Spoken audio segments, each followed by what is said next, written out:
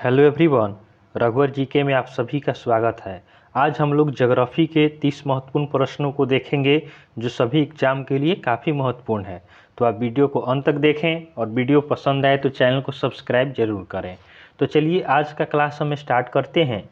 हमारा पहला प्रश्न है, भारत किस गोलार्ध में स्थित है?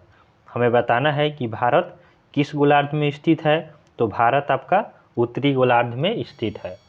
तो ऑप्शन ए हमारा सही उत्तर हो जाएगा कि भारत उत्तरी गोलार्ध में स्थित है। अगला प्रश्न है, भारत के लगभग मध्य से गुजरने वाली काल्पनिक रेखा का नाम क्या है? हमें बताना है कि भारत के लगभग मध्य से गुजरने वाली काल्पनिक रेखा का नाम क्या है। तो इस प्रश्न का सही उत्तर हो जाएगा ऑप्शन बी, कर्क रेखा। तो कर्क रेखा आपका भारत के मध्य से होकर गुजरता है। चलिए अगले प्रश्न की ओर बढ़ते हैं। अगला हमारा 3 नंबर प्रश्न है, क्षेत्रफल की दृष्टि से भारत का विश्व में कौन सा स्थान है?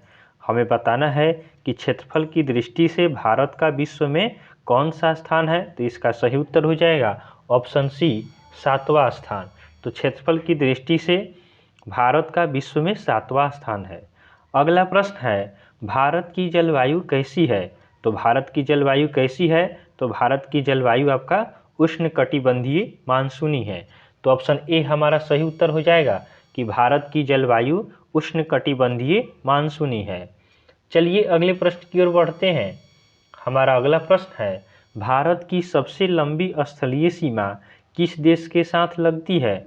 हमें बताना है कि भारत की सबसे लंबी स्थलीय सीमा किस देश के साथ लगती है। तो इस प्रश्न का सही उत्तर हो जाएगा ऑप्शन डी, बांग्लादेश। तो आपका भारत की सबसे लंबी स्थलीय सीमा बांग्लादेश के साथ लगती है। इसकी सीमा कितनी है? तो इसकी सीमा आपका 4096.7 किलोमीटर है। और आपसे पूछा जाए कि सबसे कम सीमा किसके साथ लगती है, तो सबसे कम स्थलीय सीमा आपका अफगानिस्तान के साथ लगती है। अफगानिस्तान के साथ सबसे कम सीमा लगती है। कितना? यह आपका 106 किलोमीटर। तो आप इसे ध्यान रखेंगे कि भारत की सबसे लंबी स्थलीय सीमा बांग्लादेश के साथ और सबसे छोटी स्थलीय सीमा अफगानिस्तान के साथ लगती है। चलिए अगले प्रश्न की ओर बढ़ते हैं। अगला हमारा 6 नंबर प्रश्न है, शिव समुद्रम जल विद्युत परियोजना कहाँ स्थित है? हमें बताना है कि शिव समुद्रम जल विद्युत परियोजना कहाँ स्थित है। तो इस प्रश्न का सही उत्तर हो जाएगा ऑप्शन ए, कर्नाटक में स्थित है। कर्नाटक में कहाँ स्थित है? कावेरी नदी पर स्थित है। तो शिव समुद्रम जल विद्युत परियोजना आपका कर्नाटक में कावेरी नदी पर स्थित है। अगला प्रश्न है, भारत में मानव निर्मित अर्थात कृत्रिम सबसे बड़ी झील कौन सी है? तो हमें बताना है भारत में मानव निर्मित सबसे बड़ी झील कौन सी है। तो इसका सही उत्तर हो जाएगा ऑप्शन बी, गोविंद सागर झील। तो गोविंद सागर झील आपका भारत में मानव निर्मित सबसे बड़ी झील है। चलिए अगले प्रश्न की ओर बढ़ते हैं। अगला हमारा 8 नंबर प्रश्न है, भारत में 3 अर्धचंद्राकार समुद्र तट कहाँ मिलते हैं? हमारा प्रश्न है कि भारत में 3 अर्धचंद्राकार समुद्र तट कहाँ मिलते हैं। तो इसका सही उत्तर हो जाएगा ऑप्शन ए, कन्याकुमारी।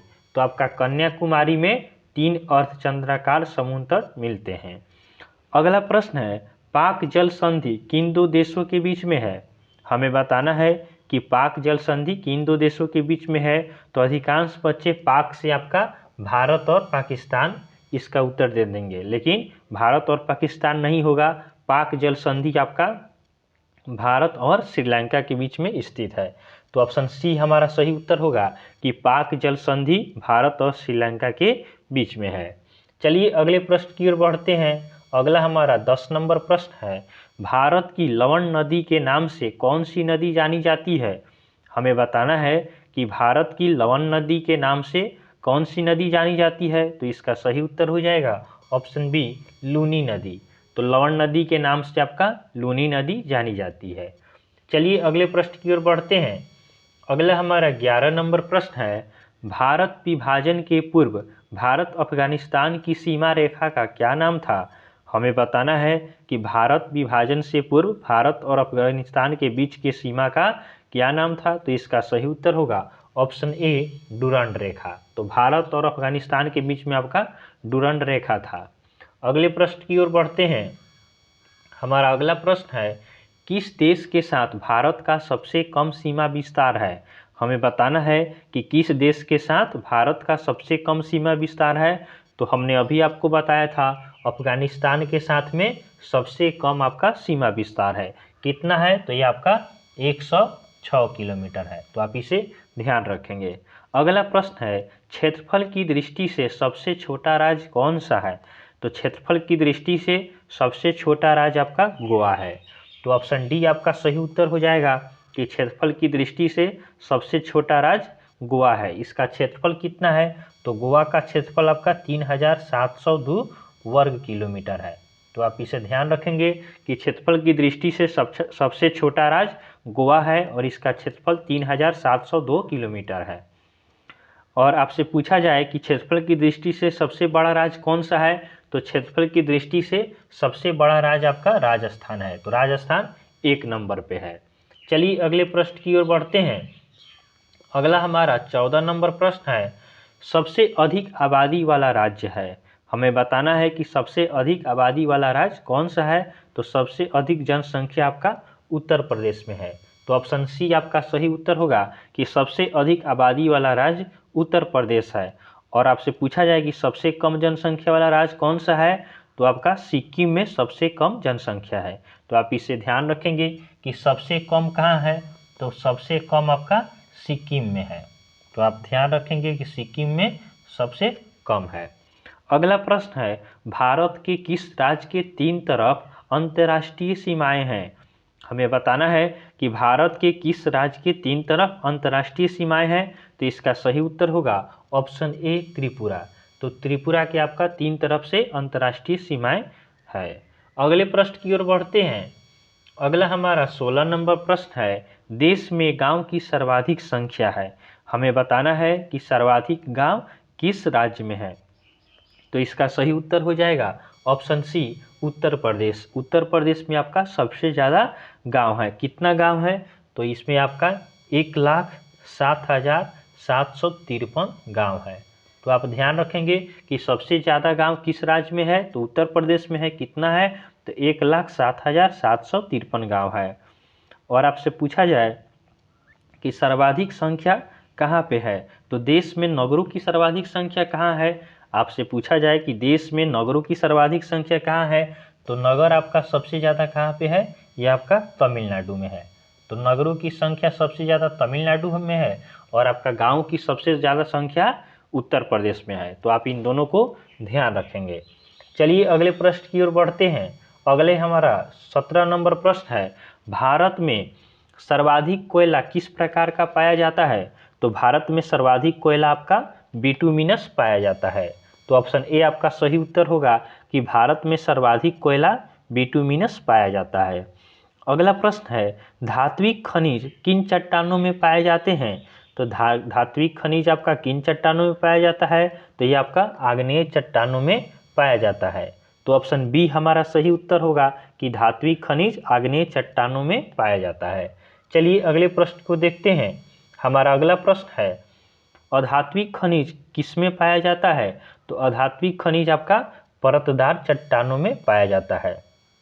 अधात्विक खनिज कहाँ पाया जाता है, परतदार चट्टानों में। और हमने अभी देखा है धात्विक खनिज कहाँ पाया जाता है, तो धात्विक खनिज आपका आग्नेय चट्टानों में पाया जाता है।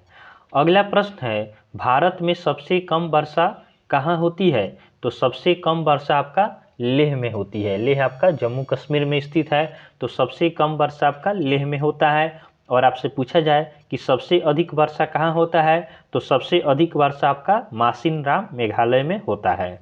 तो आप इसे ध्यान रखेंगे। चलिए अगले प्रश्न की ओर बढ़ते हैं। हमारा अगला प्रश्न है, बिहार का शोक किस नदी को कहा जाता है। तो बिहार का शोक किस नदी को कहते हैं, तो कोसी नदी को आपका बिहार का शोक कहा जाता है। तो ऑप्शन डी आपका सही उत्तर होगा कि बिहार का शोक कोसी नदी को कहते हैं। अगले प्रश्न की ओर बढ़ते हैं। हमारा अगला प्रश्न है, असम का शोक किस नदी को कहा जाता है। असम का शोक किस नदी को कहा जाता है, तो असम का शोक आपका ब्रह्मपुत्र नदी को कहा जाता है। तो ऑप्शन ए आपका सही उत्तर हो जाएगा कि असम का शोक ब्रह्मपुत्र नदी को कहा जाता है। चलिए अगले प्रश्न को देखते हैं। हमारा अगला प्रश्न है, भूकंप का अध्ययन क्या कहलाता है? भूकंप का अध्ययन क्या कहलाता है? तो भूकंप के अध्ययन को आपका सिस्मोलॉजी कहा जाता है। तो ऑप्शन बी आपका सही उत्तर होगा कि भूकंप का अध्ययन सिस्मोलॉजी कहलाता है। कॉस्मोलॉजी क्या है? तो कॉस्मोलॉजी आपका ब्रह्मांड विद्या का अध्ययन है। ब्रह्मांड के अध्ययन को कॉस्मोलॉजी कहा जाता है। और जियोलॉजी क्या है? तो जियोलॉजी आपका पृथ्वी का अध्ययन है। जियोलॉजी क्या है? ये आपका पृथ्वी का अध्ययन है और कॉस्मोलॉजी आपका ब्रह्मांड का अध्ययन है। तो आप इसे भी ध्यान रखेंगे। अगला प्रश्न है, परंपरागत ग्रहों में सूर्य का चक्कर सबसे तीव्र गति से लगाता है। तो सूर्य का चक्कर सबसे तेजी से कौन लगाता है? तो बुध आपका सूर्य का चक्कर काफ़ी तेजी से लगाता है। तो ऑप्शन ए आपका सही उत्तर हो जाएगा कि परंपरागत ग्रहों में सूर्य का चक्कर सबसे तीव्र गति से बुध लगाता है। और आपसे पूछा जाए कि सबसे धीमी गति से चक्कर कौन लगाता है? तो वरुण आपका सबसे धीमी गति से लगाता है। बुध सूर्य के सबसे नज़दीक है, इसीलिए यह तेजी गति से चक्कर लगाता है। और आपका वरुण क्या है? वरुण सबसे लास्ट में है। अगले प्रश्न की ओर बढ़ते हैं। अगला हमारा 25 नंबर प्रश्न है, किस ग्रह को पृथ्वी का बहन कहा जाता है? किस ग्रह को पृथ्वी का बहन कहा जाता है? तो शुक्र को आपका पृथ्वी का बहन कहा जाता है। तो ऑप्शन सी हमारा सही उत्तर होगा कि शुक्र को पृथ्वी का बहन कहा जाता है। अगला प्रश्न है, पृथ्वी का निकटतम ग्रह है। हमें बताना है कि पृथ्वी का निकटतम ग्रह कौन सा है? तो पृथ्वी का निकटतम ग्रह आपका शुक्र है। तो पृथ्वी का निकटतम ग्रह कौन सा है? शुक्र है। चलिए अगले प्रश्न की ओर बढ़ते हैं। अगला हमारा 27 नंबर प्रश्न है, वायुमंडल में सर्वाधिक मात्रा में विद्यमान अक्रिय गैस है। तो वायुमंडल में सर्वाधिक मात्रा में विद्यमान अक्रिय गैस कौन से हैं? तो इसका सही उत्तर होगा ऑप्शन ए आर्गन। आर्गन आपका सबसे ज़्यादा अक्रिय गैस वायुमंडल में पाया जाता है। चलिए अगले प्रश्न की ओर बढ़ते हैं। अगला हमारा 28 नंबर प्रश्न है, वायुमंडल की निचली परत के अध्ययन को क्या कहते हैं? हमें पूछा जा रहा है कि वायुमंडल की निचली परत के अध्ययन को क्या कहते हैं? तो निचली परत के अध्ययन को आपका मेट्रोलॉजी कहा जाता है। मेट्रोलॉजी अर्थात ऋतु विज्ञान। मेट्रोलॉजी का अर्थ क्या होता है? इसका अर्थ होता है आपका ऋतु विज्ञान। तो वायुमंडल की निचली परत के अध्ययन को मेट्रोलॉजी अर्थात ऋतु विज्ञान कहा जाता है। और वायुमंडल की ऊपरी परत के अध्ययन को क्या कहते हैं? तो ऊपरी परत के अध्ययन को आपका एयरोलॉजी कहा जाता है। एयरोलॉजी आपका कहा जाता है, इसका अर्थ आपका हो गया वायु विज्ञान।